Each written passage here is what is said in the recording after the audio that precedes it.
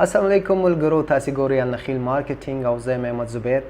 نن زه چې ستاسې مخ ته راغلی یم، نن به زه ستاسې سره د راولپنډي اسلام آباد کې د پراپرټي په هکله معلومات درکړم چې دلته پراپرټي حالات چې دي هغه اوس څنګه دي، او بیا به انشاءالله چې دلته به د 15 میاشتې کې څه وسوه، او بیا د خیره دلته کمې د انویسټمنټ اپورچونیټیز دي هغه به هم زه ستاسو سره ډسکس کوم. اول خو راځو چې تاسې څنګه وینئ په کلو کې زموږ ستاسې په ښارو کې د پراپرټي چې ده هغه لږ ډېره سلو ده او د هغه ډېر وجوهات دي.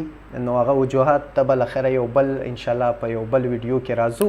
نو چې هغه زموږ د ښارو پراپرټي ته د اسلام آباد راولپنډي د پراپرټي سره هغه کې نو په دې کې ډېر فرق دی سره. د اسلام آباد راولپنډي پراپرټي چې د هغه ډېره ښه روانه ده، ډېره تیزه روانه ده.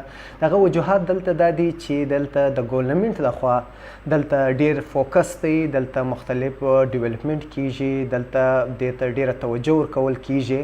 ډیولپمنټ کم ډیولپمنټ لکه اوس چې دلته دی د اسلام آباد نیو انټرنیشنل ایرپورټ ته میټرو ورکړه او دغسې د رینګ روډ اکسس چې و خلکو ته، نو دا ډېرې اسانتیاوي او ډېرې ښه د مځکې د دغو سره د مځکه ویلیوم زیاتیږي او خلکو ته هم د دې په هکله په مین اسلام آباد کې تلل راتلل اسانه کیږي. نو د دې اثر بیا په پراپرټي باندې ضرور ولیږي، ولې کاروبار راځي، دلته شان سره جوړیږي، ډیولپمنټ کیږي، نو هغه خامخا اثر یې په پراپرټي ولیږي.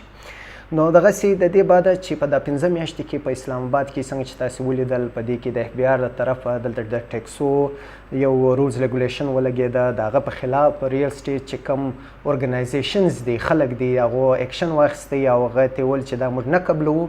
نو په هغه باندې هم اوس خبرې شروع دي چې دوی به یو رای عمل جوړ کړي ورته.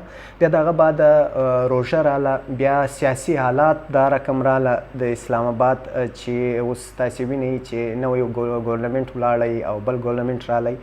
نو دا څه اثرات دي، د هغه باوجود دلته پراپرټي چې ده هغه خپل کم پیک چې دی یا خپل کم هایټ چې دی هغه نه دی پرېښي او ډېره ښه روانه ده.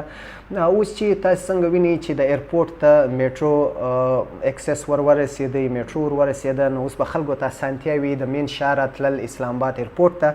نو د دې سبب د اسلام آباد ایرپورټ چې کوم ځمکې دي هغه به ورسره راپورته کیږي. بیا تاسې وینئ چې د کم فتح جنګ روډ باندې دلته هم د سی پیک شروع دی، ډیولپمنټ شروع دی.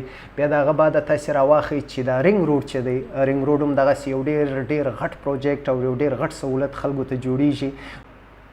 ملګرو، اسلام آباد یو داسې ښار دی، دلته هر سړی غواړي چې یو ښه ژوند وکړي او یو معیار شته، دلته یو سټینډرډ شته. په دې باندې هم د دې په سوسایټي باندې دومره اثر نه ولیږي کوم چې زموږ په ښارو باندې او چې کوم څونه چې زموږ په ښارو کې سوسایټیانې سلو دي. نو دغه رقم څنګه چې ما ستاسې سره د ډیولپمنټ په هکله خبره وکړه چې کوم ځای باندې نوي پروجیکټونه شروع دي، هغه پروجیکټونه کاروبار راوړي، هغه پروجیکټونه خلکو ته سهولتونه پیدا کوي، د هغه پروجیکټو څخه په کمې علاقه چې ده هغه راپورته کیږي، نو اټومیټیکلی د هغه سره سوسایټیانې او پروجیکټس دي هغه هم راپورته کیږي. دغه رقم نور انشاءالله د وخت سره به زه تاسو ته نور هم دغه رقم انشاءالله معلوماتي ویډیوګانې ستاسو سره شیروم د خیره. زما به انشاءالله داسې نورې ویډیوګانې هم راځي په پراپرټي هکله اسلام آباد کې، او تاسې هم زموږ نمبر دلې شته، تاسې زموږ ته چې د پراپرټي دپاره مې څه معلومات پکاري یا څه معلومات کول غواړئ په اسلام آباد کې، تاسې زموږ سره کولی شئ، زموږ سره رابطه کولی شئ. زموږ افیسونه دي په فیصل ټاون کې، هغه ویزیټ کولی شئ له خیره. نو انشاءالله تاسې ته به یو ښه معلومات او د پراپرټي په هکله په اسلام آباد کې به ښه انشاءالله حال درکول شي.